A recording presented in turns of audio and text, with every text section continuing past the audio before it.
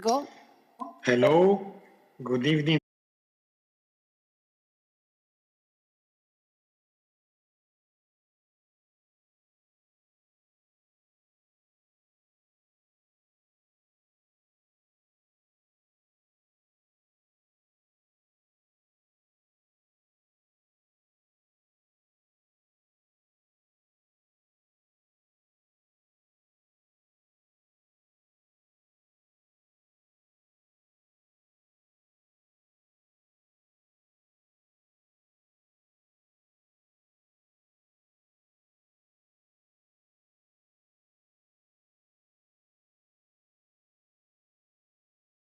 Where we can discuss with experts about some of the main goals of the agenda. We are very pleased to the municipality of Spoleto and to the foundation of the festival and to the festival dei Due Mondi for hosting us in these 2 days. We had already 2 talks last week and we will have a last talk tomorrow. I would like to remind everybody that since the beginning, the foundation of the Festival dei Due Mondi in 1958, on behalf of the maestro Giancarlo Menotti, the festival was supposed to be not only to show performing arts like dance, music, theater, whatever, but also there have been always some talks about scientific problems and scientific arguments. So also this year we are within the argument, and we speak about especially about sustainability. So I introduce now the third talk. As I said before, the talk is about learn to design the sustainability from the classroom to the field. And now I will introduce you the speakers that will follow me with the discussion. So first of all, I introduce you the moderator of the talk, which is Mrs. Sonia Massari. Sonia Massari has more than 20 years of experience as an educator, researcher, consultant, and designer in fields of human food interaction design, sustainability education, design thinking, and creative methods for innovative agri-food system. She currently is a research fellow at the Pisa Agricultural Economics of the University of Pisa. She is the academic director of the Future Food Academy and the senior consultant of the Barilla Foundation. Co-founder of the Fork Organization, an international no-profit organization dedicated to food design. She teaches in ISIA Design School, graduate school, Sociology of Changes, Design for Sustainable Food Scenarios at the Roma Tre University, graduate course, Sustainability Design Thinking. In addition, she is a faculty member and visiting professor in several European universities. She holds a PhD in food experience design from the engineering department of the University of Florence, and she has authored more than 50 publications in scientific journals, reports, books, as well as articles in magazines. The title of her book is Transdisciplinary Case Studies on Design for Food and Sustainability. For 12 years, she was an academic director of the University of Illinois Urbana-Champaign Food Studies programs in Rome, and she designed and coordinated more than 50 academic programs and 150 educational activities on food and sustainability for prestigious international institutes. She received the International Women Innovation Award Tecnovisionarian in 2012, the NAFSA TLC Knowledge Communities Innovative Research in International Education Award 2014, and the Food Studies ASF Pedagogy Award in 2020. She's a board member of the Association of the Study of Food and Society and Services on the editorial board of the International Journal of Food Design. One of our speakers will be Noureddin Driouk, PhD in Environmental Science, Design and Management of Sustainable Mediterranean Cropping System at the Tuscio University, Viterbo, from 2008 to 2004 till 2008. He teaches basic organic and agroecology research on farm indicators of sustainable agriculture. Since 1999, he has been a trainer and researcher in the Organic Agriculture Postgraduate Master Program. He has more than 15 years expertise on competences and e-learning instructional design and course curricular development. At present, he is the designer, developer, and coordinator of the CIAM Bari Alumni Network, FTN. His main studies include the networking, the alumni management, dissemination, editing FTN publication, and conducting follow-up research studies to analyze the CIAM Bari educational research impact assessment on students' career progress, employability, mobility, and pathways. His scientific interest focuses innovation in education, training, and research in agriculture, agri-food sector. He operated as an expert in various Euro-Mediterranean countries and America, Albania, Croatia, Bosnia, Egypt, France, Greece, Morocco, Poland, Tunisia, Syria, and USA. He speaks Arabic, French, English, and Italian. He is the author of the book entitled Annual Self-Reseeding Legumes, Benefits Potential for Mediterranean Cropping System. And he's online from Bari, Italy. So thank you very much, Noureddin. Last but not least, thank you. Our second speaker will be Raul Pons Hernandez, Professor and Director, Applied Geomatics Remote Sensing and Land Resources Laboratory, School of Environmental, Trent University in Ontario, Canada. He graduated as an agronomy engineer specializing in soil science from the Universidad Autónoma Chapingo in Mexico. His Master of Science degrees are from the Colegio of Postgraduados in Chapingo, Mexico, and from the University of Oxford, UK. His doctoral program is from the University of Oxford. From 1998 till 1991, Dr. Pons was a technical officer of the Food and Agriculture Organization of the United States Nations, FAO. At Trent University, he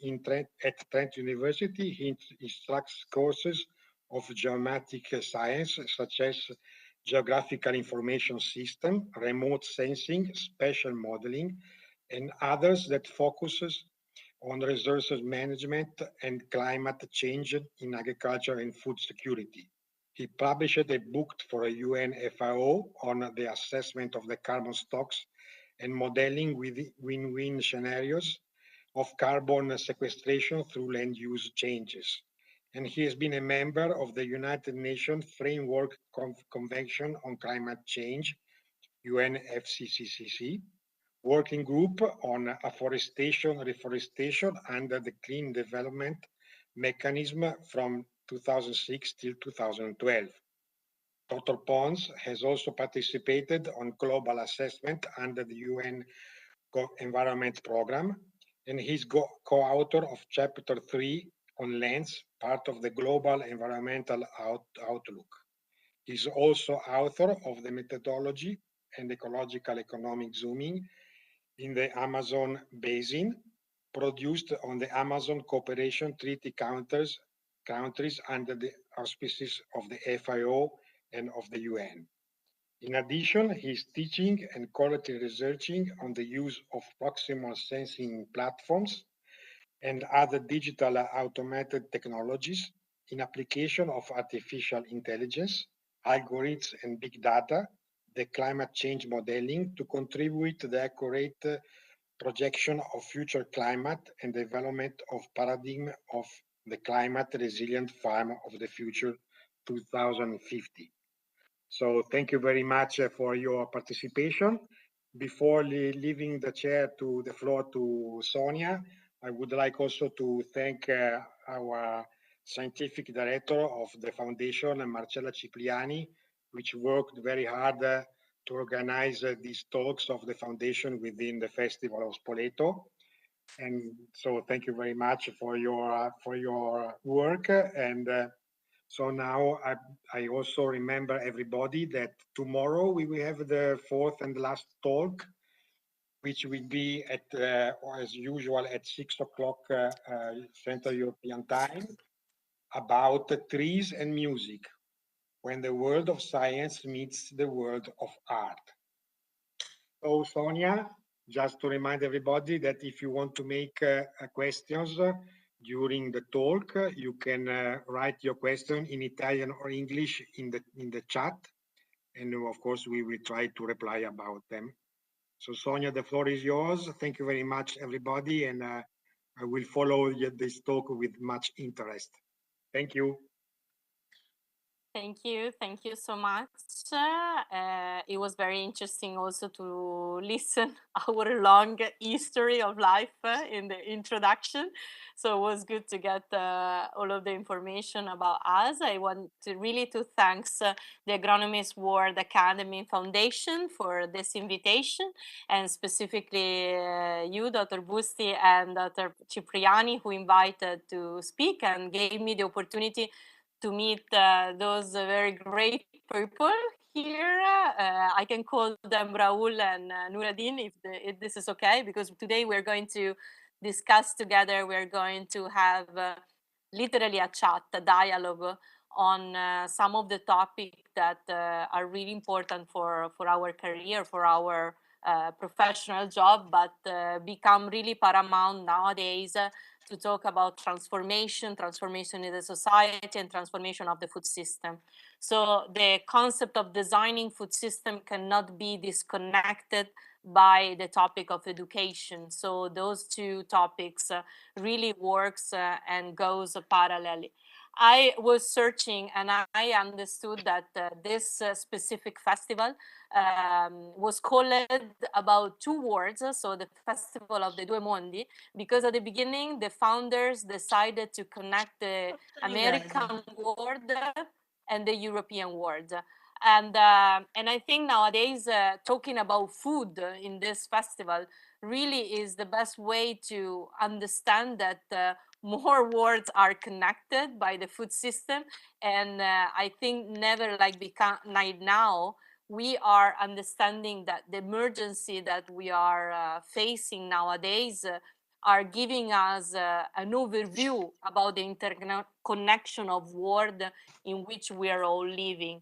There is really this connection that we have about complexities, and the complexity of food becomes a way of being connected. So I think the topic of the complexity in the food system will come out many times today in the dialogue, because this is what we're trying to face when we design new food system. But this is also what we are trying to teach our students, teach to our people at the university level, to understand that it is not only simplifying the solution that we're looking for, but instead we need to survive and to live in the complexities. So we need to being able to adapt, or being able to maybe design on complexities. So this word of complexity will come out many times. And I think the fact that now today we're here discussing about two different words that are not overlapping yet, maybe, or maybe at the end of the 2 hours we will come out by understanding that they do, is the word of the education and the word of the job, the real world of food. So where the people really have to work. Those two words, are they going to be overlapping? We are still working for making them on the same level, or are they separate?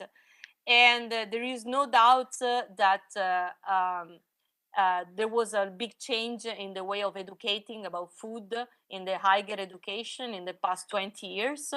I think each of us in different sectors realized that there was more interest on creating multi-layers approach to food. So practically we started to analyze food in a systemic way and less in a sectorial way. Also, if this is not so strong in some country, I would like to say.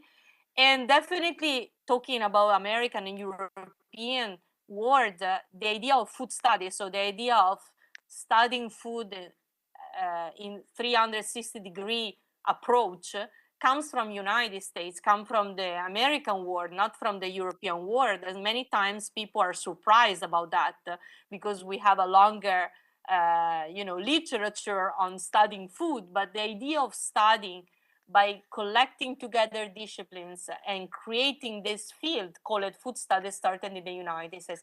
And it started at the end of the 90s, beginning of 2000, when the people, so the real citizen, were asking the academia to answer to many questions. And those questions were where the food comes from, but secondly, why we're eating badly, why we're eating in a bad way, why we are producing food that can be risky and can damage our health, and why we are surviving in this kind of I would like to say unfair world, unfair way of producing food. Secondly, the food studies introduced the needs of having a special pedagogy, having a special way of teaching food, because food could not be only presented in a conventional way in classroom. It must be, presented and experienced in the real world outside of the classroom. And that's why the pedagogy really introduced the experiential learning, the experiential teaching as the most important component of teaching and learning about food. Recently, we also experienced this phygital world, which was combining the digital world and the in-presence world in education, because we had to continue teaching, but without going outside of our room, our house, our, domestic environment. So this was another combination of world that had to find a way of surviving and working together.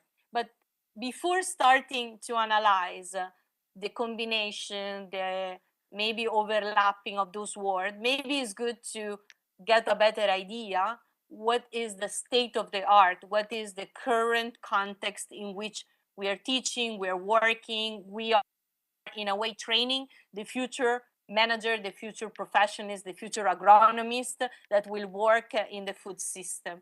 And when I was starting working in this field almost 20 years ago, I think sustainability was not a key word. The word health was more important. When I worked on my PhD more than 10 years ago, no one of my professors was presenting sustainability as one of the aim of my thesis. Most important was the food experience, how we can change the food experience of people for changing their food habits, for changing their food health. This was more or less the purpose. Nowadays, we use the word sustainability every single day. And this word is becoming more abstract. Instead of becoming concrete, instead of becoming a goal, it's becoming hard to achieve.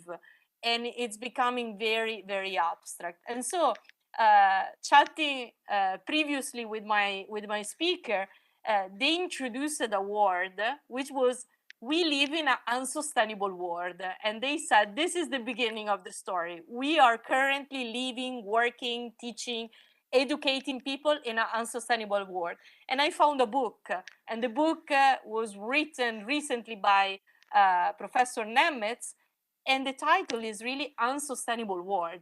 But there is a subtitle, which is, are we losing the battle to save our planet? Which doesn't sound very positive. It sounds very active and proactive, but not very positive. So I want to keep this question to the speaker as the first questions. And I want to learn from them what is their opinion about that. I think, Raul, if you want to start by answering to the question, where are we now?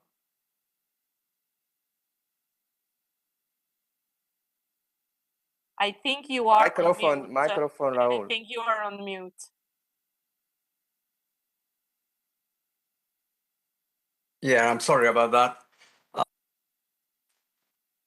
Yes, this is a very, very complex question and an interesting one, and you hear it, and no doubt has become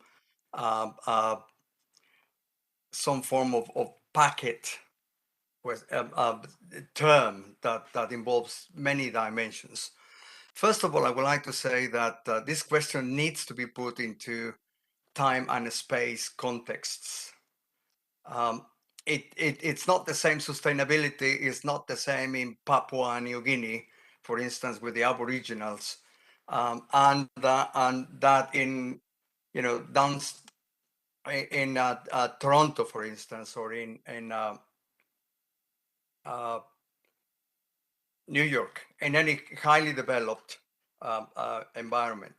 So after we put this into context in terms of the space, the time dimension comes into play too. Sometimes we are acting in a what we would say sustainable way, and sometimes we do some of our actions are totally unsustainable. So there is a time and space context that we need to talk about when we begin to look at sustainability. The long-term responsible use of natural resources is what we are after. And the simple definition of sustainability, the Brundtland Commission gave us a very simple definition, but at the same time, it's a definition that needed to be unpacked. Sustainability, looked at from the I think it needs to be looked at from the standpoint of the different cycles which the biosphere faces, or has those cycles as part of the biosphere.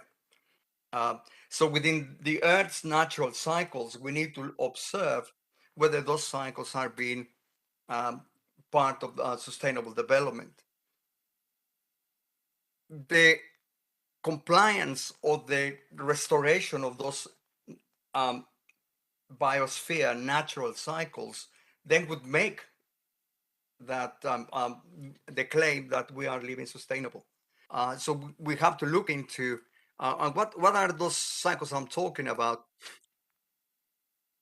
Well, the biosphere is open with respect to energy, and from energy from the sun comes into the planet, and then radiations also go out to the outer atmosphere. So in that sense, this is compliant with the first law of thermodynamics, the law of conservation of energy. The biosphere is closed with respect to matter. Matter has been, we look at energy and matter. Matter has been on this planet for about 4 billion years without alteration. So we are not eliminating any matter. So that's the law of conservation of matter that is acting up. So the two laws of thermodynamics, the first and second law of thermodynamics, are in acting in any of the cycles. And what are the cycles that I'm talking about? Is the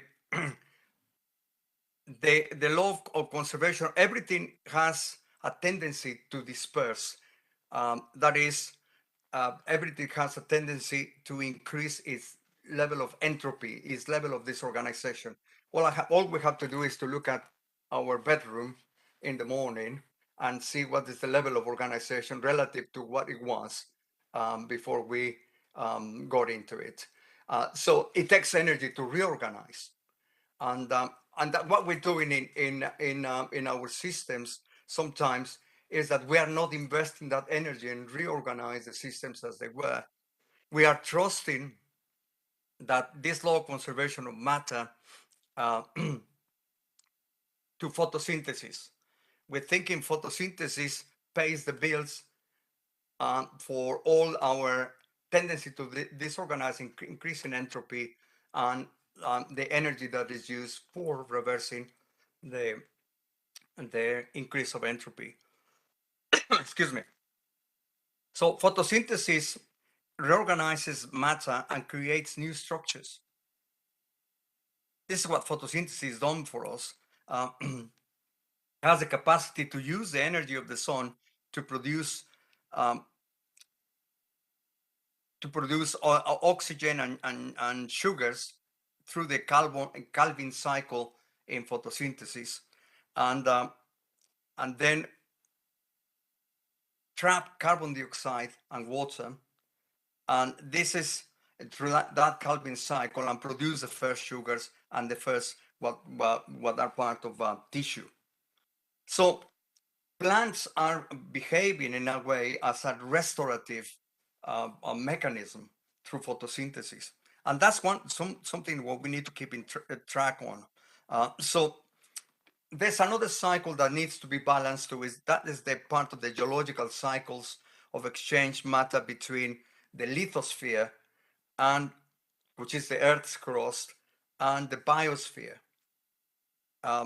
Volcano eruptions, weathering, mineralization, and sedimentation of all those processes eventually contribute to are in a cycle of a million or billion of years, and sometimes we disrupt those cycles by our extractive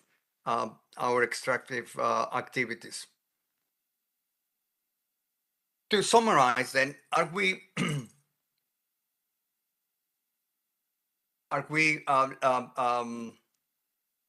in a unsustainable? The question was, are losing battles to save our planet? The answer in the short term, yes, we are. We are, and why? Because we have lost of sight of our role in all these cycles. We see it very simple, and humans, we have the tendency to live for the short term, and it's all somebody else's will fix it.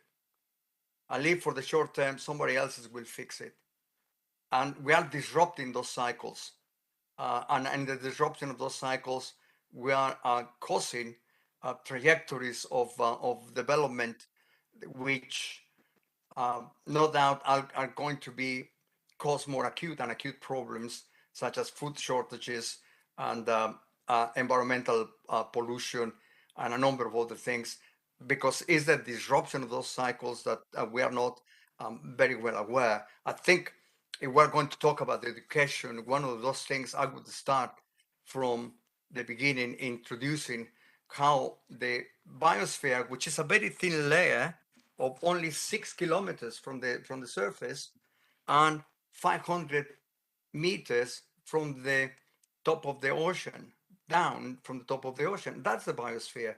So it's like a little crust, like a little onion peel out, and it's amazing how sensitive that could be. And when we look at the sustainability, and that what we're doing to that little thin layer of onion layer, we have to be concerned with whether we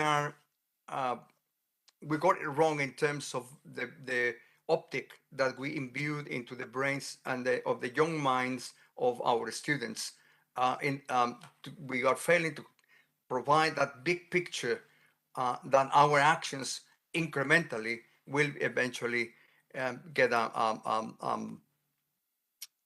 distortion. So if I can say, we are going to get this journey through where we are going. Are we going to the awareness? Are we going to change their mindset? Are we going to what we need to do with our students and with the people who will work in the field? But meanwhile, I want to listen if it's so the state of the art that Nuruddin is giving us about unsustainability is going to match with this no chance, at least we didn't use correctly as human beings, the chance we did have to survive on this planet. So what do you think, Nuruddin? Are we using so badly our cycle, or do we have any chance to get a better life on this planet? What do you think? Thank you. Do you hear me? Thank you so much, Sonia, our moderator. But before answering your first question and second, I would like to thank the WAFA, the Agronomists Worldwide Association Foundation, and colleagues, Mattia, for the introduction about a part of my professional life. And I want to salute Marcella Cipriani, I see Alessandra, and all colleagues. Actually, I'm agronomist originally from Morocco, so I can present the third world. If you talk about Europe and Americas, I can present now Africa. So I will take even I'm living and operating in Europe. So back to the question, I would like to attract the attention of the audience, thanking the audience for being. I forget to thank also the municipality of Spoleto and for the organizer of this festival. Attractive word, Due Mondi. So back to the provocative question of Peter Nemtes in the book about we are losing the battle to save our planet. I would like first to stop on sustainability issue. Sustainability term, as also mentioned by Sonia during my study, were never mentioned in the early, how to say, end of 80 and the beginning of 90. Even it was mentioned in the other Americans war during the Rio de Janeiro United Nations meeting. That was the first time that sustainability came out within the discourse of all stakeholders and researchers.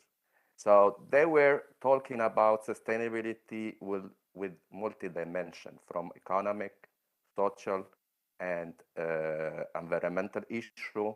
Even they miss cultural dimension that represent the sustainability. So from that starting in 1991, just for audience that don't know, people start talk about sustainability. That nowadays it's not anymore how to say fashionable word. Now we talk about innovation. Now, sustainability is losing its meaning because we don't have how to say the best way to tackle with sustainability. Sustainability have, as also my colleague Raul mentioned, a temporal and spatial issue. So what the meaning of sustainability for North developed country and from developing country? I have a different meaning sustainability. When we talk about sustainability and you talk to people in Africa, sustainability, access to education, access to health, good, how to say, access to resources, and here, also access to technology that is missing in developing country. And there is another issue, food sovereignty, another complex issue that is missing in developing countries. How we talk about sustainability if they don't have access to land, access to means and tools to produce, access to knowledge, access to how to say many other tools for production.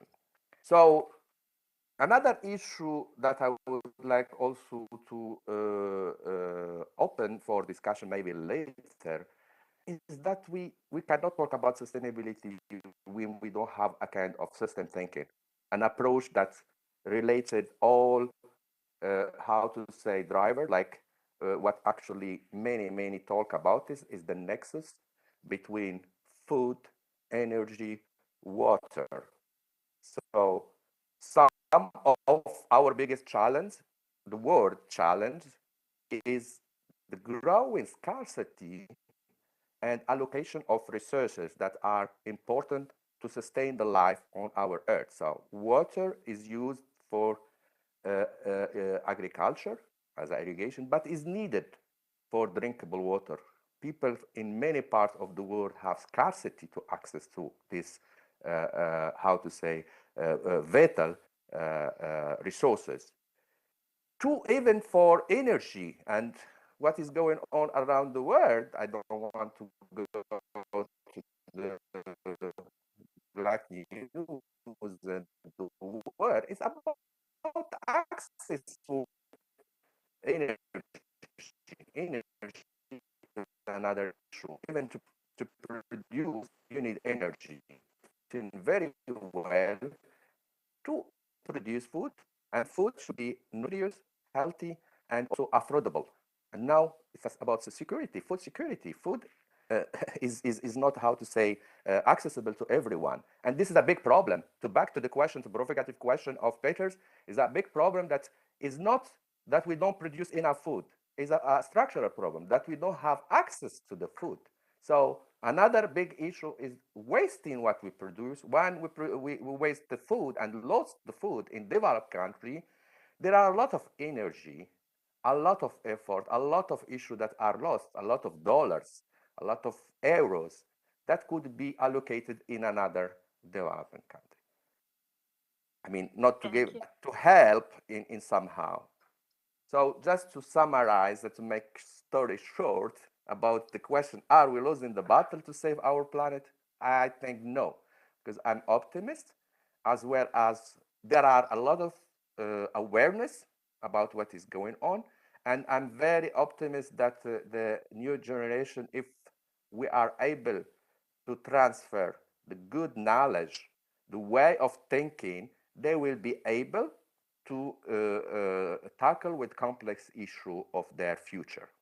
So that's all from my side for this first part. And thanks again, Sonia, for your opening this provocative question. Thank you. Thank you so much. Meanwhile, I'm asking a logistic and technical request. You were hearing well, Nuruddin, because I did have some problem by hearing him, or it's my issue? No, it was working well. Okay, that's perfect. So if you don't hear me very well, just let me know, okay? Because it could be my problem with the connection. You mentioned a very key point. You mentioned the importance of digital technology in this designing the food system. And digital technology is also considered one of the competence and one of the knowledge that the future professionals in the food and agri-food sector need to have to work in the field.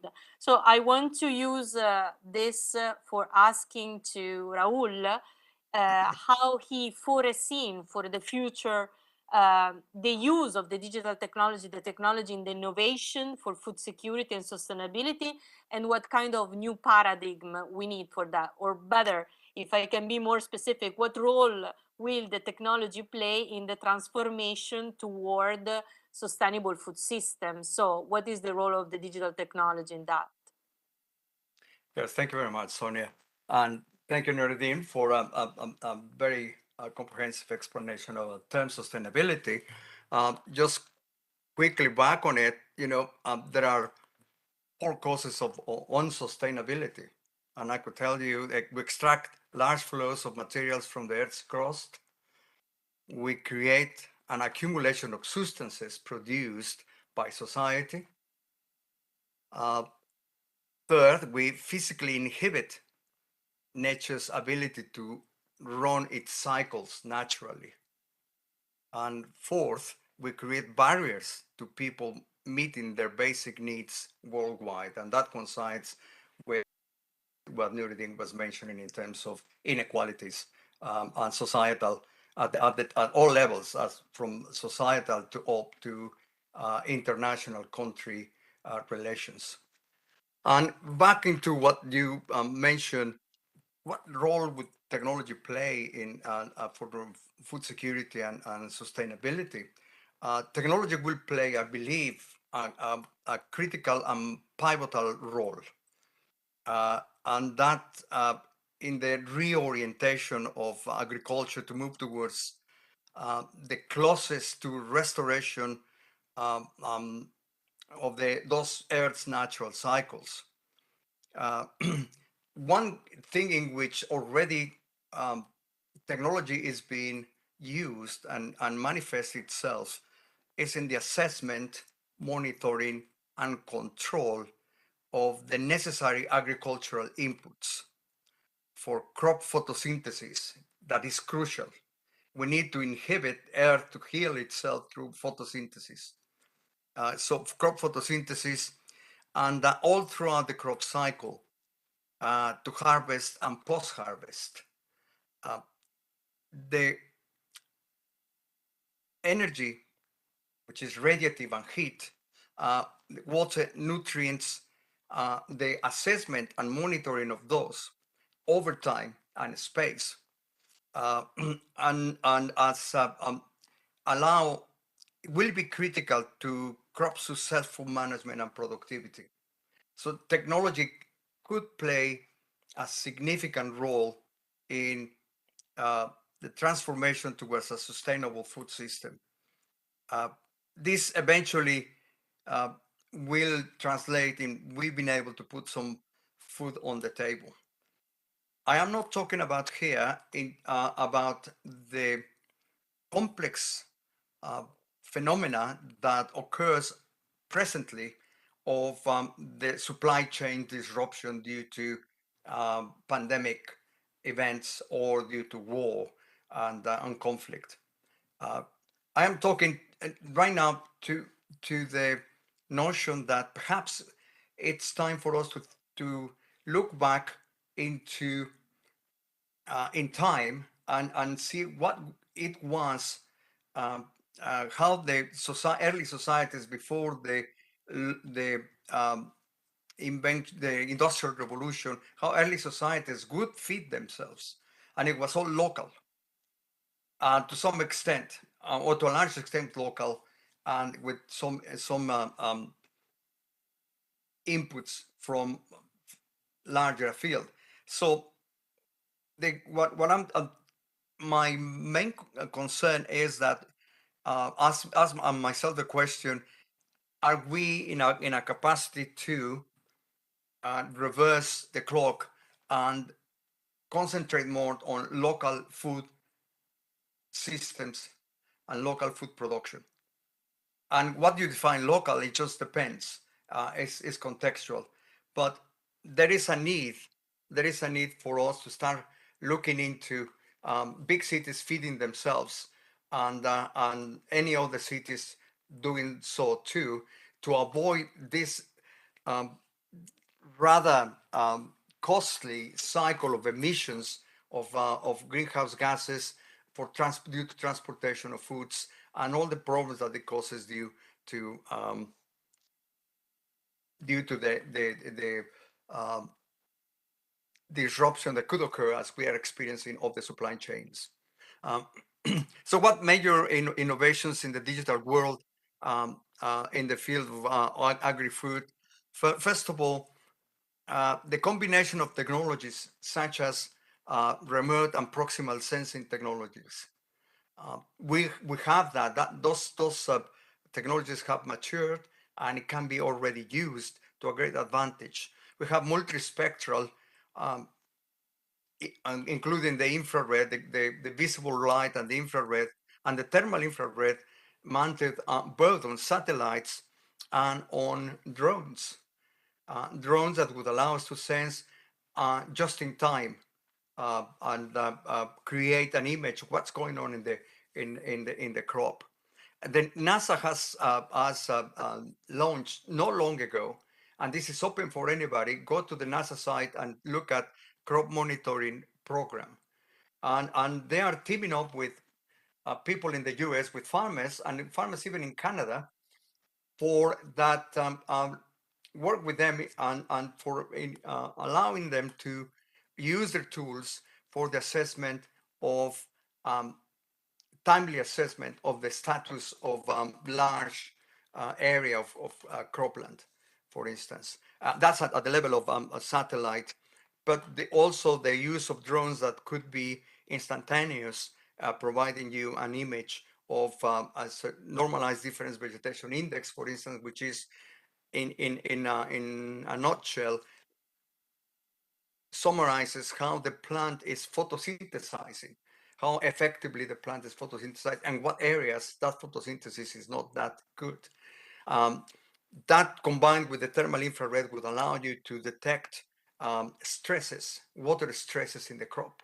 And that would allow you to direct, again, irrigation to specific areas whereby the consumption of water is not so wasteful. It's pinpointed by the use of that technology, together with some algorithms, artificial intelligence that now recognize the stress are trained, um, the support vector machines and other algorithms are trained for recognition of pattern recognition of those areas, problematic areas.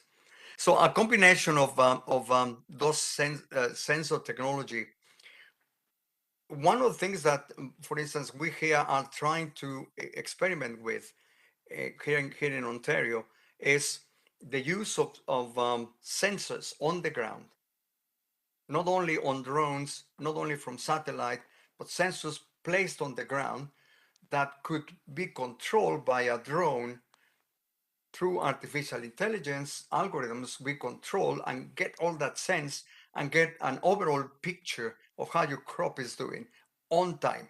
So if I want to fly the drone this morning, I would fly it and I'll get a picture. If I want to fly it in the afternoon, the very same day, I would fly the drone, and then that would capture information from the other drones on the ground, from the other sensors on the ground. And that would give me an idea as to how from the morning to the afternoon, my area of cropland is moving. There are a number of other innovations that other people are experiencing with. We are writing a research proposal on that ourselves in the use of the automated control irrigation structures. So when the sensor, the thermal infrared detects that there is a water stress in plants, so that sensor could be activated, that and then the automated control irrigation structures, irrigation reels could be automated. This already is not conceptual. In the US, in Iowa, for instance, in the large Great Plains of the US, agronomists and agriculturalists are using this technology already, large reels for irrigation, pinpointing where that water is needed. And also, I would add the autonomous tractor-driven application of fertilizers. The tractor could be, or is in fact, in applications in those places that I mentioned, is already controlled remotely by a tablet, and the dosage of inputs, in this case fertilizer, is already calculated for the different areas, the different, in this case, the pixel where the tractor is passing by. The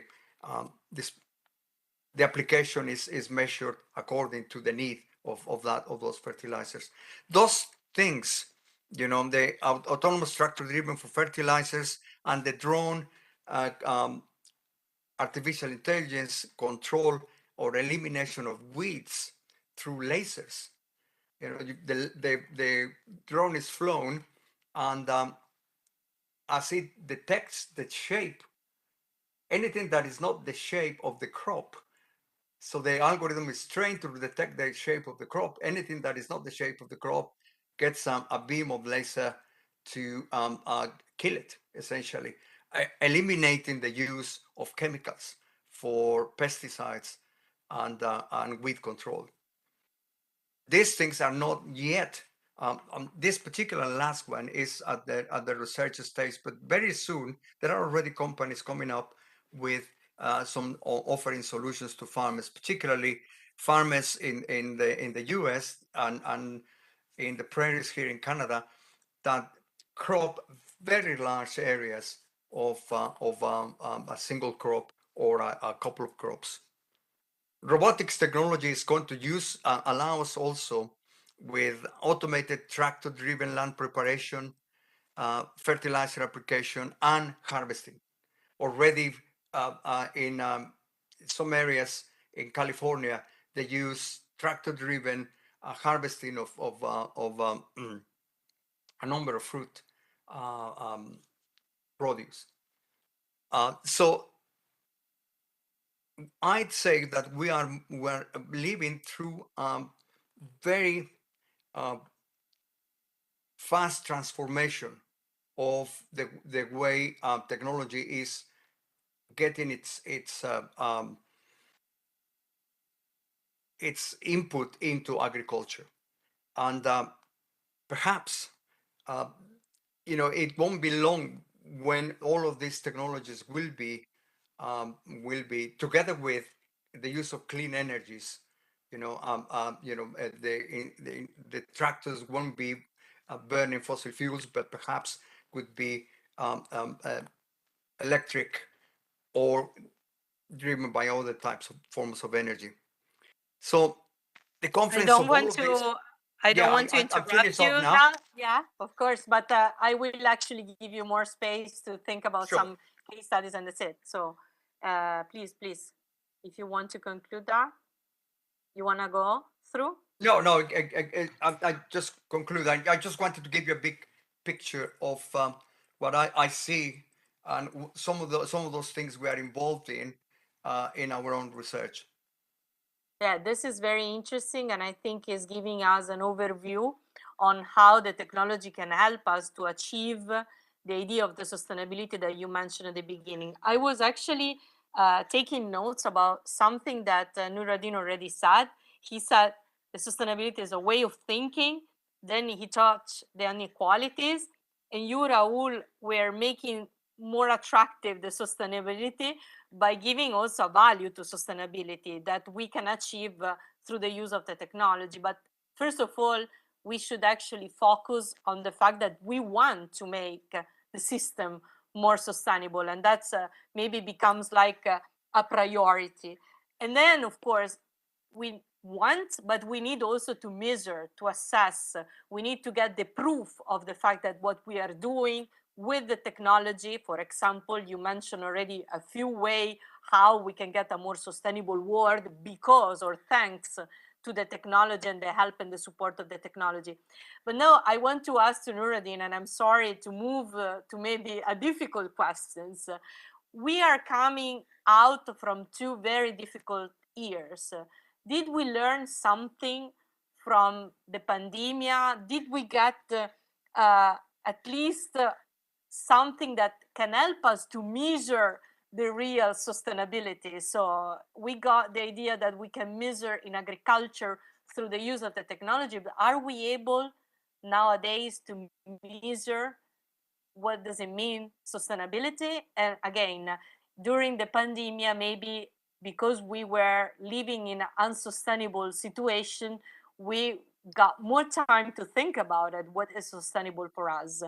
What you can actually give us to end this overview about the context in which we work, and then we can pass to the education and see what we really need to transfer all of those concepts inside the curricular or education field.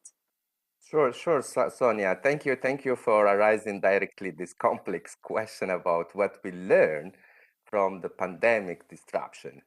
I think the colleague Raul comprehensively mentioned a lot of great uses of IC and technology to reach and to facilitate, how to say, our challenges as agronomists, as a actor, practitioners, as a food expert to reach this sustainability. But from my side, just to be short and precise, the ICT should be used as the tools in all domains, in all sectors, but cannot replace the human resource. We need to invest in human research in all sector and level. Raul actually mentioned research that also I know in different research institutions, and I'm also involved in some, that this is at large scale. What we think that the food is produced, 70% of food around the world is produced by small farmers. So if I am a farmer with 1.5 hectare, how can I afford the cost of a drone? How can I introduce technology? Maybe we can talk here about cell phone technology to give me the possibility to access to the abiotic parameter, water in my soil, adversity, pest, whatever, and to have a collective. This is the challenge, to have access to knowledge, to have access to information that can help me produce and produce very well as a small farmer. The pandemic, just to make it directly to what we learn, and from my side, we learn to valorize, because I'm all-time optimist. Even it was hard for adult and young and those who parent, and I experienced on my, how to say, with my daughter that she was just 17 years and getting 18 years. And in that moment that she wanted to socialize, it was like you put those young people closed without having, even adult, without having an answer, a comprehensive answer to their son or daughters. So we learn to give value to things that we got by grant. We learn to preserve very well the food. We understand sometimes, and I opened again the issue of food wasting, that in every house in the developed country we have a big enemy. It's called refrigerator. So before the pandemic, we were just going one time there a week to supermarkets and taking everything and even losing 50%, I'm sure, because we forget what we purchase and we put it and it's okay. But during the pandemic, we start to pay attention, observe our house, little home, and become like our earth, because the earth is a home for everyone. And in our house that we stay every single second, even with problem with your people that they are your bloody people, you understand to give value to many issues. And the great pandemic teach us a lot of how to preserve natural research. There are facts, scientific fact and numbers that we decrease our pollution, we use less cars, and I give back here that it's more behavior. I mean, the behavior of humankind that it should be corrected. I mean, we take car. I'm not against the progress. Sorry, there is not a misunderstanding. We need the car, but there are a public transport. But during the COVID, there are a kind of increase of quality of air, increase of quality of life. We understand the role of the farmers, because without farmers, we could not, how to say, we start to understood that farming or farmer are the guardian of our earth, so they keep, how to say, land alive by producing, by taking care of the crop and many other issues.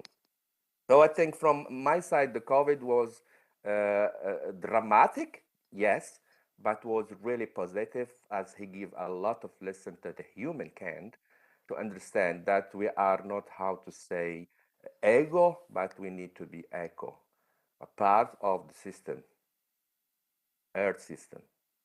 That's all. Thank you. Thank you so much. And I don't know if Raul wants to answer to the provocation you gave him, the fact that the humans are still there and the technology, because this is helping me to jump it inside of the education. So what the people need to know and what they have to do and how they have to use it. Raul, do you want to answer to this point? Yes, for sure. Look, the pandemic,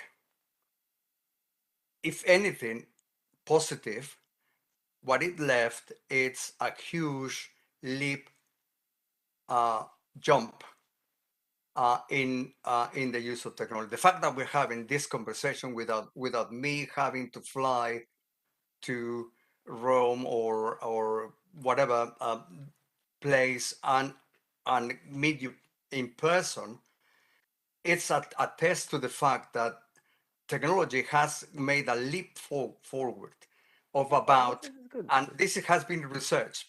People estimate that the technology has moved in these 2 years what it could have moved in 10. So we are using something which naturally we will come at, but 10 years from now. And that is happening all across. Yes, the majority of the producers of food are not your big landowner with all kinds of machinery, using all kinds of fossil fuels to move or energy to move that machinery across the very large landhold to grow that crop. the majority in the world are small farmers, and those small farmers with very small landholds, and they use that other types of technology. It has been demonstrated that in some places in Africa, in some villages, for instance, in Kenya, the use of cell phones. Here is where the sensors come in. The use of cell phones for detection and of crop water stresses, for instance, have come very useful, very handy. Also for the alerting the farmer to the invasion of some weeds or insect species that will definitely cause some damage to the crop. Those technologies are permeating the developing world probably at a lower rate that they are in the developed world. However, the process has begun in places in Latin America that I know. There are already people experimenting with the use not only of drones but the use of other sensors put on the ground, and again with their cell phones for doing the assessment and some form of monitoring of the status of the crop and the need for intervention in terms of water irrigation or any amendments that need to be placed. I'm very optimistic that if anything, the pandemic produced, it was allowed us for a leap forward of about 10 years in terms of technology. And this technology will permeate because the children and the children of our children will not be scared of, and technology would be more accessible to them, and they will not be scared of manipulating those apps and being able to use those for to the purpose of food production and food security. If I May can, may yeah. I just specify and precise that I'm not maybe I'm not against the technology. Absolutely, I am pro technologies, and the example of that we are talking through this chat room, even we are dispersed from around. This is one example that technology can ease our life. I am engaged of input substitution, as it was in the Green Revolution. We substitute and simplify the system by input, fertilizer, and so on. I don't want that technology substitute and replace and become an external input that replace everything. A controversy, we know it. I have been in the big scale farmers in California, strawberry producer. They use helicopter, drone machine, but at the end, who harvests? They are human without any right. Many human that they are harvesting in the period of the harvest time. So we need to balance at big scale and small scale and give the right access to technology in a way that we don't, how to say, fall down again in input substitution. And this is giving me the opportunity to jump in inside of the educational field because we also saw in the past maybe 10, 15 years to give a lot of priority and importance to the STEAM, the combination of learning inside of technology, digital technology, ICT. And of course, this is very important for all of the reasons you mentioned. But now I'm just jumping out from my moderator approach and I'm getting inside of the conversation.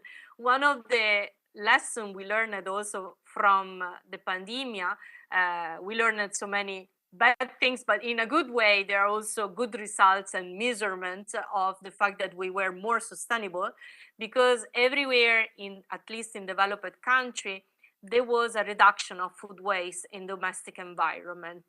And so this is proved by data, this is proved by report everywhere. And this is not only a data that we need to keep like by saying, okay, maybe we don't need pandemic situation for not wasting, but at least can give us an insight by understanding that we can be more sustainable, we can waste less, it is possible to waste less. And then going more in depth, we realized that the transformation is actually inside of a cognitive and social transformation. Practically, going inside of this reduction of food waste, we learn that people learn it. On the other side, how to make a list, a shopping list, how to use the refrigerator, how to use appliances, how to conserve, how to transform food. So practically, they improved their learning and their information, the access of information, how Nuruddin called it, about food. And thanks to this knowledge, they were able to change habits and to change behavior.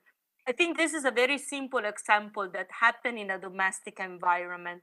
But it's also true that during the pandemic, we did have new food system, were created for providing food, for example, inside of the city, to collaborate between farmers, to collaborate between stakeholders that before didn't know each other, that they had to find new solutions.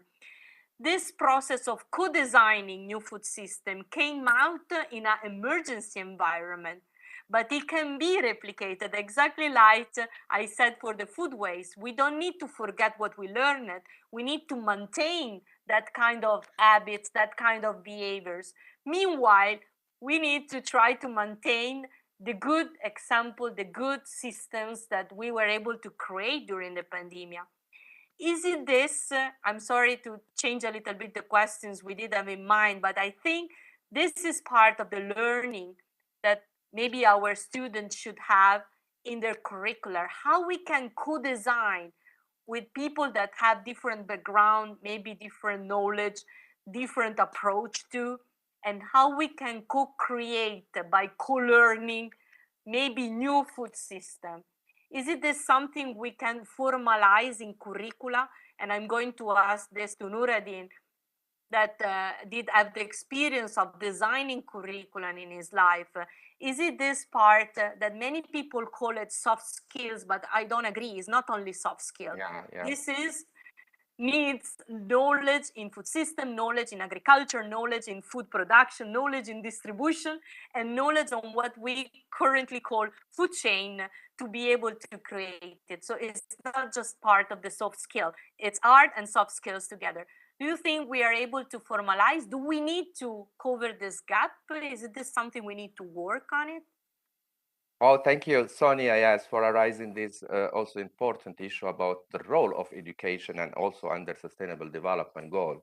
Number 4, education, access to education. Yes, my answer is we need really to redesign, rethink the way we are teaching at all levels, from the puppy to the adults.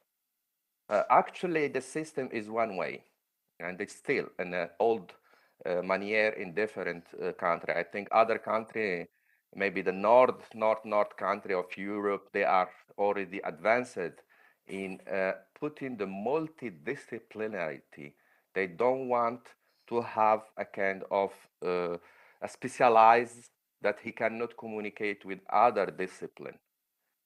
Actually, the dilemma of the curricula at university level, by my experience and by my experience in talking and developing a curricula for master degree for agronomists, is that we need to start from the bottom up, to start from the country with their problem for a problem solving. What agriculture at the nowadays in this moment need? We don't need an expert, how to say, who know how to make a network of irrigation, but we need someone who he can deal with the problem of water scarcity. He can interact, and he can now redesign with other discipline, introducing different discipline. And this approach is an approach that can help future generation to tackle with job and problematic that that we are facing now, that we prepare, as many of you know, we prepare generation for a job that will not exist anymore in 50 or 50 years. But we need to predict what we need. So we have the problem of climate change. We didn't talk about climate. Technology can't help us to predict, to understand which crop can be used after 50 years in Japan. Just to share with you an experience that researchers from Japan are studying olive trees. Olive trees is for arid area, as you know. But they are predicting, they are investing, dispatching students, scientists, to understand crop of the Mediterranean arid area. Because they are predicting that after 100 years, maybe they don't have the knowledge how to cultivate or how to produce olive oil. Just an example. And with climate change, from many, how to say, experience, ground experience about climate change and agriculture, there are a shortness of cycle of many crops. This is a problem. Temperature, we know, is a fact, is increasing, and drought can, and some crops are adapting. We need to have cultivar variety that have short cycle and productive in the same time. This is will happen. Also, there will be a scenario, and at all level, I think there are many scenarios that shifting of crop that are produced in dry land area or in another area will be produced in North Hemisphere. This is a geoparadising of the food and the production. I mean, maybe with the, how to say, I mean, the temperature, the, how to say, this is all scenario based on science and data, big data, not me. So I was curious to understand what will be happen after 100 years if I will not be here. But maybe Russian will be producing more tomato in Siberia than Italian or than other, and they will be producing other fruit trees. This is another scenario. So the curricula should be predictive. We should understand exactly what will happen based on data. You know, scientists know that data is a science that helps you to predict scenarios from 130 hands. Is that there are a lot of models. You can understand that in the coming year, 20 years, there will be happen something that will change our way of producing the food. So no back. We need to really not only redesign the curricula, but also to prepare footage, to give him the training, the skills.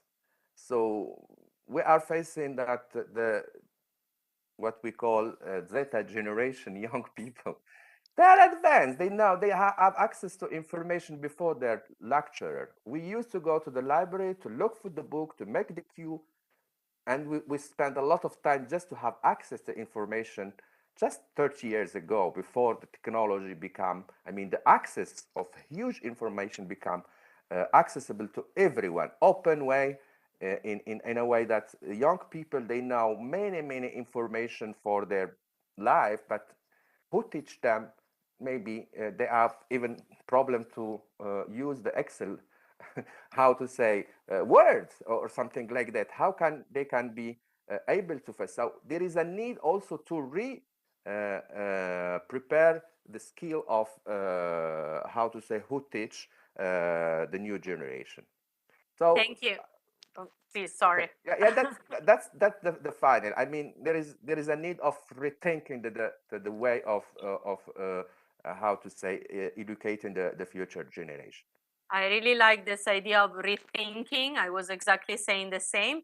And in design, we say that during the emergency, you don't design new things because you have to survive.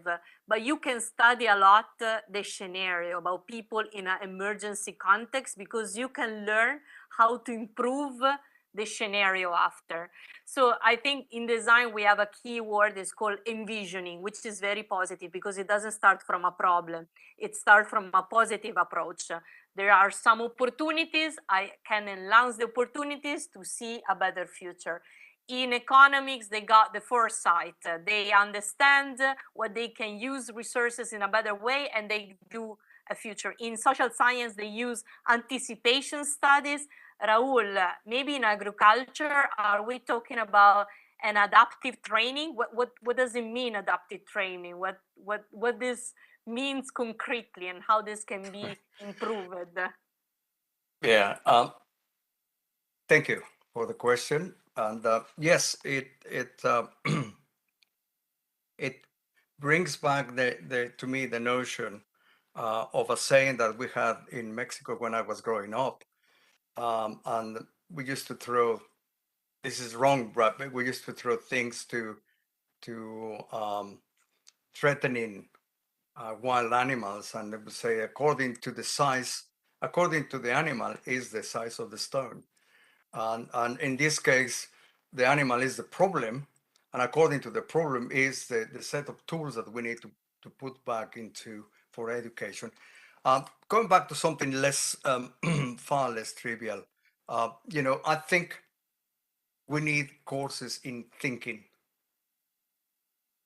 We took reality, split it into themes or subjects, math, physics, biology, everything.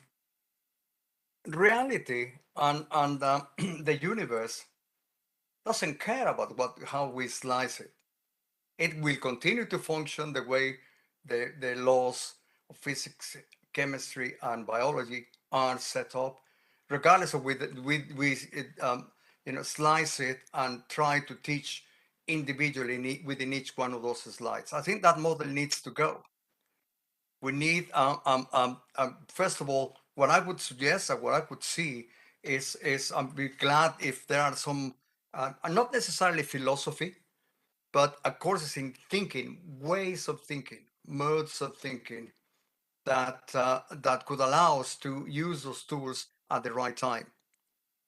Also, I'd like to see, for instance, if I was in trying to instruct high school students that are about to graduate and come to the university, or even first year university, I would suggest some courses on problem solving strategies.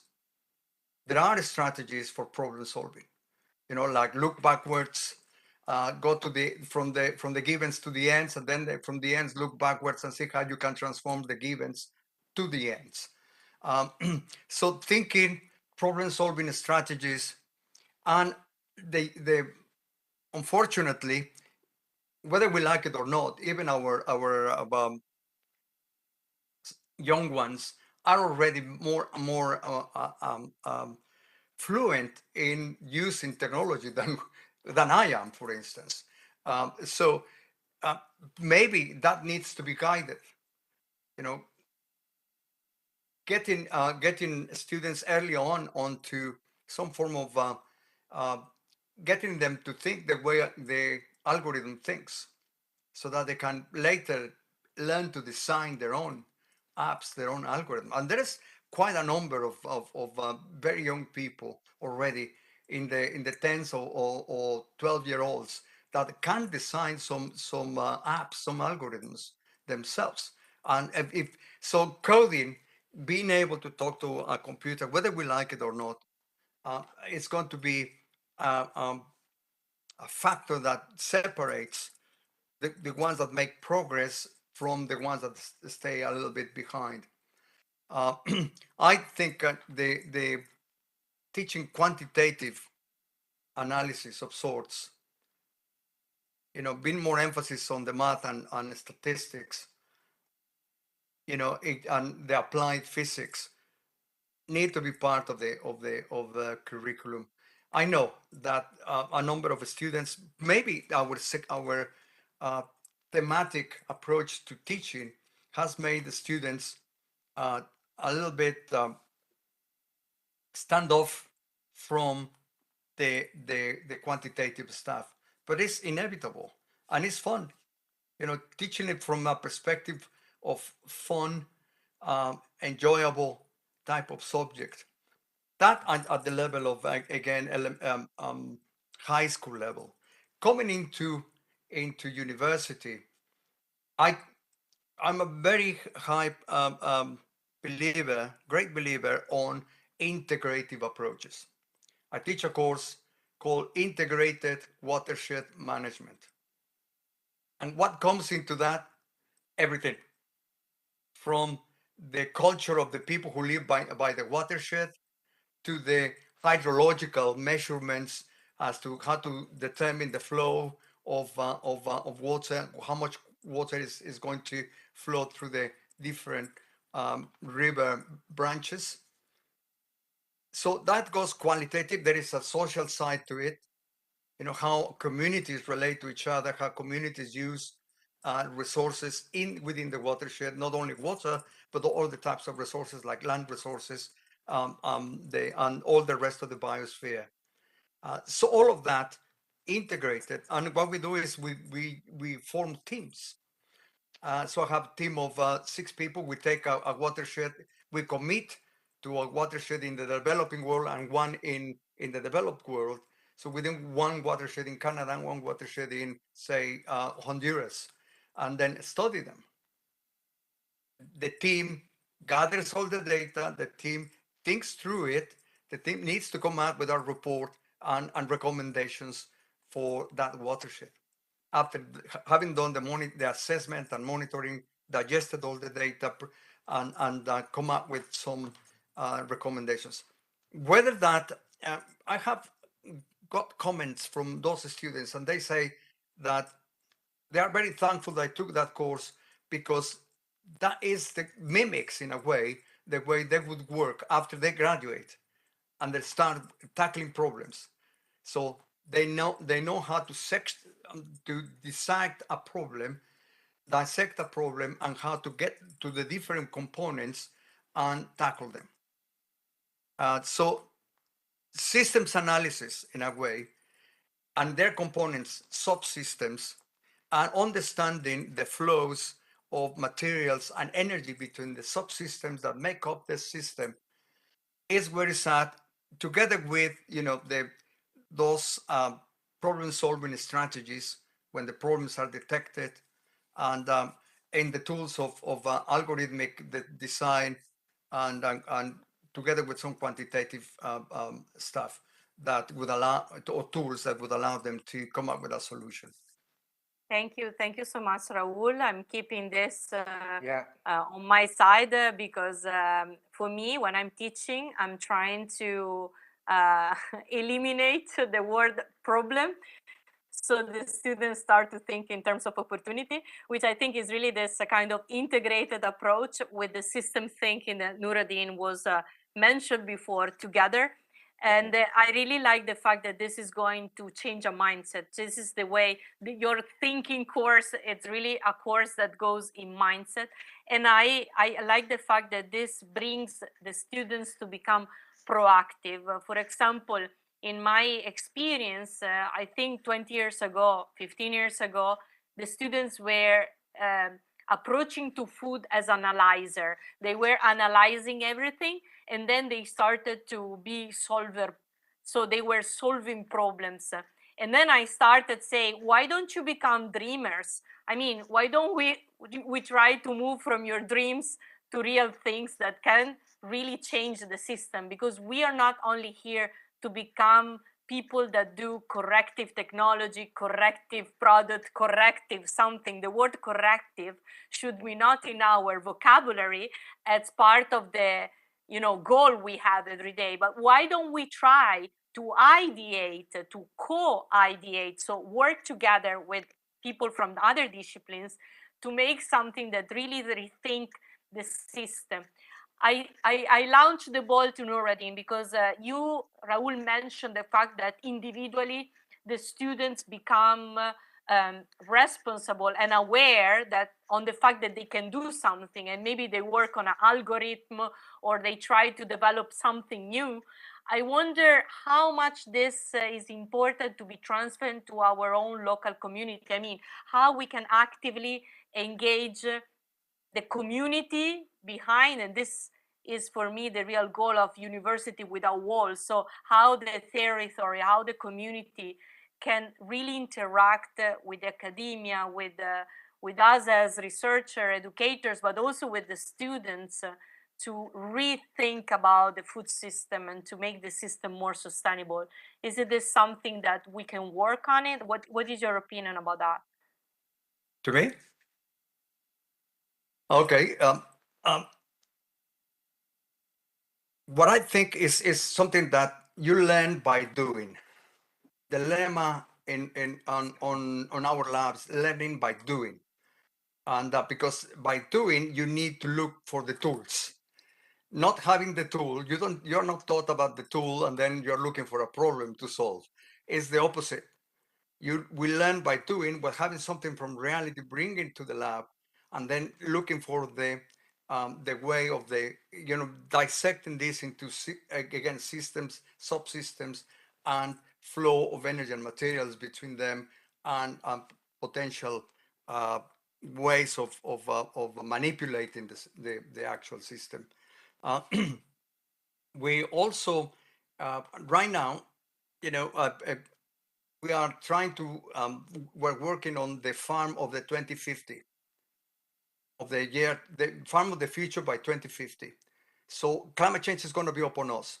And the problem we have with climate change is when we think, oh, it's sometime, somewhere, our mind procrastinates and tends to postpone because maybe because the reality is not very palatable. But we think that the changes are somewhat incrementally linear, and that is not the case. The last assessment, the IPCC assessment, is showing us more and more that the changes are more like exponential. That is, they are incrementing on each other and increasing for the same amount of time. They are increasing much steeper. And this is what we're facing now. And we need to, this is why our politicians, I believe, and I'm sorry if there is anybody that is into politics that is listening to this, but that's what Greta Thunberg is telling us. We need actions. We don't need plans. We need actions now, because she gets the notion that this linear thinking on the problems is it's somewhat part of the problem, that we think, oh, well, we'll do something in 10 years from now, we'll probably have some solution. No, it's now. It's now, and our governments need to act now too. In the report, and I think the author of the book that you suggested touches a little bit upon that, on the fact that these are becoming exponential, and humanity is not familiarized with that phenomenon. I was part of the UNFCCC. When I was part of that, we run many models, and some of them we were quite horrific in terms of what would happen to humanity, and we don't act now. And we were asked to sign confidentiality agreements that we will not disclose this, because this could obviously cause some problems. And I'm saying this to you without actually describing them, but this is the problem with delaying action, is that we believe that the changes are incrementally linear, and they are not. Evidence is showing us that are incrementally exponential, an exponential growth. And so the effects are going to be more and more extreme as we face it. Now, how do we bring those changes, and how do we educate our students to see into that we need to start acting up right now on those projections? So coming back to the farm of the future, we are experimenting with all the things that I mentioned earlier on, the drones, the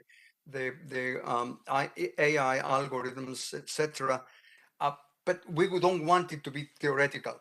We partnered with a couple of farmers, and in their farm, we're building the vertical agriculture for the winter. Canadian winters, you cannot crop anything if it's not inside. So we need to use clean energy, solar panels and clean energy to feed into those vertical farms. And we need to grow vegetables and consumables in that farm, and shorten up the cycles with all the supply. So all the calculations of the vertical farm, all the sensing of the drones in the field. All of that is done in the fields in partnership with the farmers. So they are partners with us. They will learn to, and hopefully they will continue on that. Uh, so hopefully towards the end of this year, we will have a concept of the farm of the 2050 with all the details worked out, the engineering details worked out on in terms of the supply of energy, uh, the supply of nutrients, and the recycling of all those materials in a positive way. We're trying to use also anaerobic digesters to capture biogas from the cattle, and that biogas will be flared out to generate electricity too, and goes back to the vertical greenhouse of the future. The scenario of circularity and this idea of innovation brokerage, which bring together the academia and the real world, it's a very good case study, the farmer in this case. I'm going to reverse and asking again to Nuruddin how we can use the community on the other side as co-producer of knowledge, or are we able to engage? Is it this something that we need to teach our students also to engage in this process of co-creation? Can you tell me your opinion about that? Sure, I will tell you my ground experience about it. The involvement of community through designing a good curricula for instance, the agronomists. So we adopt the action learning. I think already mentioned learning by doing, hands-on. So at the curricula should combine between theory and practices, more practices. In my case, when I was, conducting the organic master program, students learn in the class with experts from around the world and even from their home country about problematic pest, whatever water issue, fertilization, and so on.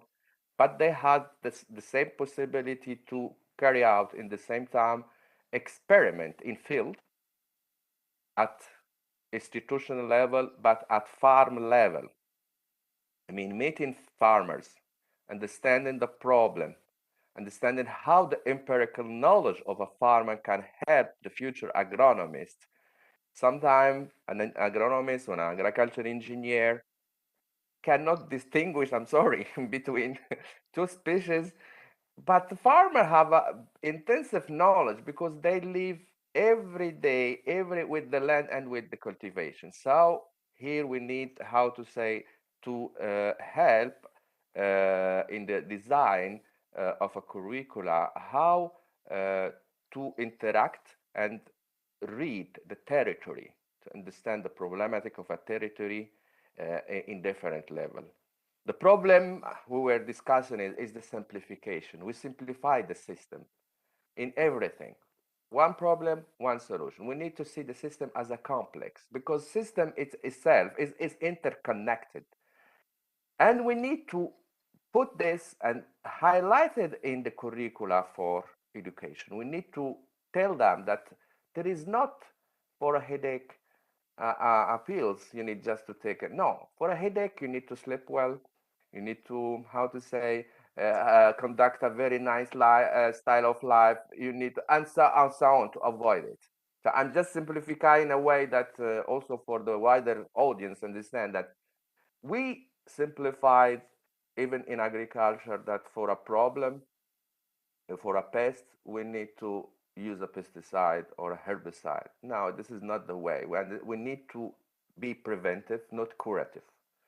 So the design of a curricula need to teach our future agronomists the way that they have to read the system at all level, from the small pieces of land in its complexity of biology, from just a little of the soil as a living organism, or from a leaf to the tree to a farm in a hierarchical way, that everything is interconnected. And if single issue is out of taking care, it will impact the whole system. Another important issue we need also to introduce, Raul mentioned the philosophy, but actually we are in a festival of artists. I think in the past 10 years, I think I never heard that there is a artist that was not a math expert. And the history teaches us that all scientists of all time, they were multidisciplinary. They know to design. They were creative. They were good in math, in a logarithmic. Now we are good in one thing when we don't understand everything. We need to understand a little bit of everything. And we need to dialogue between different disciplines. It's very important. For example, I am agronomist. I learned a lot about biology in all aspects. For me, the growth is finite. I mean, it's not infinite like the mentality or mindset of an economist. When we talk with an economist, for him it's infinite growth. Whatever the resource, I need to have the high. This is a problematic. If future agronomists don't understand how to say how a policymaker or how an economist or how an architect, because we need to dialogue because the agronomists have to design the landscape by producing, by advising a farmer. So we need to also introduce in our educational curricula issue, but not overloading, how to say. We need to enhance another issue that was mentioned by Sonia, is just to give them the possibility to co-create knowledge.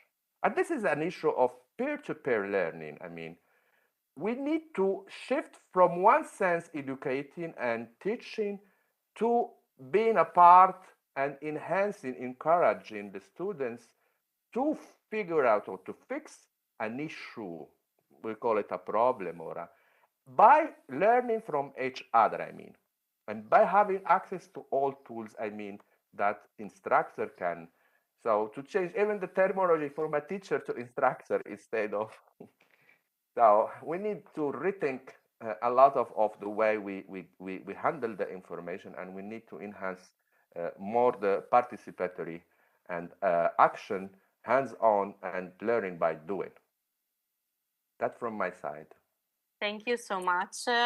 Recently, I have to reframe or at least try to define transdisciplinarity as a word that becomes very common nowadays, which is different than multidisciplinary and interdisciplinary.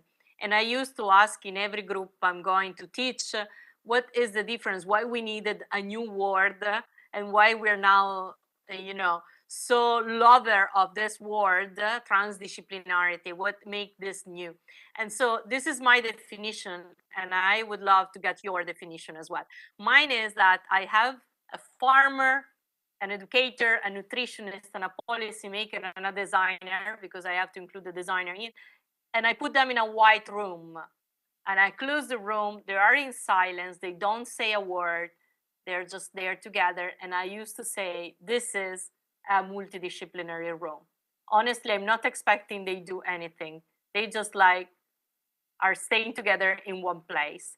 But then secondly, I'm going and I'm jumping in the room and I say, hey guys, can you solve the problem of the hunger in the world? So I'm giving a very simple question to answer. And they said, oh, well, we start to discuss about that. And they start to discuss, it could be that they find a common ground. It could be that they discuss, could be that they have an argument.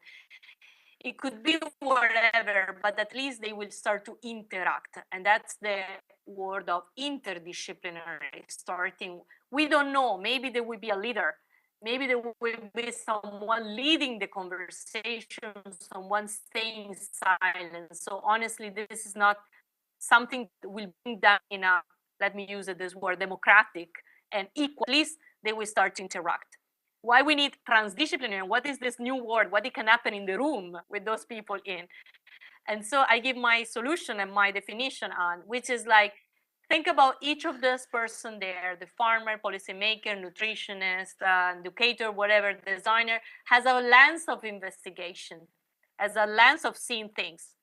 And there is a time in which we borrow the lens from others. So I am the designer, I borrow the lens of the policymaker, and I see the issue with his lens. But later on, I give the lens back to the policymaker, and I'm continuing with my own expertise.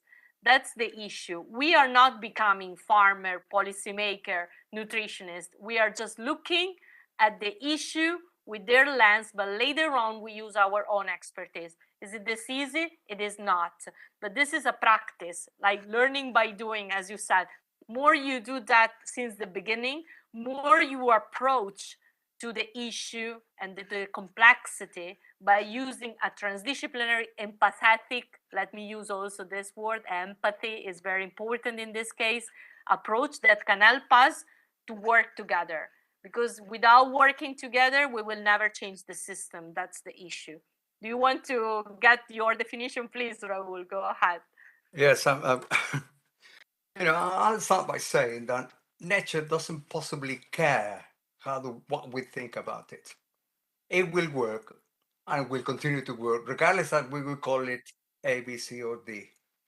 So our terms sometimes are the hindrance to the and I think early education started with that. It couldn't cope with the entire reality and start slicing it into physics, mathematics, chemistry, biology, etc. And then we get framed within those boxes, and then going across those boxes boundaries has become a problem, and because there are different ways of thinking. That's why ideally I would like to see courses in thinking, the process of thinking. Our brain is doing something, our neurotransmissions are doing something when we are thinking. So the way, and then instead of bringing the slices into the table to solve the problem, bring the entire problem and look at the strategies, how to look at that problem from different angles. And then the disciplinarity will emerge from there. But if somebody in the team, for instance, if this is tackled by a group of students, wants to likes to specialize on the actual physics of it, and likes to look at the physics of it, I mean, that's post. But our problem is that we go into teaching, and I was taught, and I was taught agronomy that way in disciplines. And then you find, even within the same in the same degree, you find ways of I'm just a soil specialist, I don't care about genetics, and I don't care about plant physiology. And that is essentially what I think we need to deconstruct, and instead of that, look at problem solving strategies from them. And it's like you're trying to repair a car or tackle a problem, whatever. You first of all look at the problem and then go and see what tools you need to solve that problem, instead of coming to the problem with or tools already that you may not even need or may not be, maybe just marginally necessary. So in my way of seeing these things, it again, thinking should be a course that we need to prepare our students, and doing exercises on that, problem solving strategies too, and then, because we will have to handle data, and that reality is throwing at us, and the best way of doing that is digitally. So we need to be fluent to be able to talk to the computer or the transputer or whatever puter it may be, to be able to talk, to handle those data, that information, because our little brain cannot cope simultaneously with all those data processed in a systematic and ordered way. And then we need to use the quantitative tools that mathematics and statistics throw at us or provide us with, to explain all the physics. The physics of the world doesn't care about what we think of it. It will continue to act as we will need to adapt to that physics of the world, and our perception of it, and the way of and have strategies as to how to solve different problems, of all kinds, even social and economic, or of all kinds, at our disposal, those tools. And somebody who is prepared with that, I believe would be capable working with other individuals who have slightly specialized in some of the tools, working with those individuals. I think they have a far greater chance to shape whatever they want to do to shape this seemingly unreachable concept of sustainable development. That is bringing the cycles of nature back into place and repairing them and allow them to be facilitate those cycles to be working on their own. Facilitate photosynthesis, the Calvin cycle and photosynthesis. If we don't do that, there is no life. If there is no photosynthesis, there is no life. So concentrate on that. Okay, Nuruddin, you want to add Yeah, something to yeah, this? I agree actually with your approach, empathical. We need to teach also how to read things from the lens of different discipline. And I agree completely with the approach of transdisciplinarity, reading things from beyond the boundaries of the discipline itself. Well, actually, human temperament, if we go more deep, uh, some of us are good in reading details, quantitative analyzing, processing. But some others, they can be policymaker, they can see the big picture, but not details. And for them, they see what we call the end of the thing. Others, they are in between. And we cannot be all of this as a nature of us. But we need to improve our empathical and dialogue understanding of the others, I mean trying to understand that this is the way of economists, how he see the thing. This is a fermented. And this is the way of farmer, how he do the thing, and the policy maker, and so on.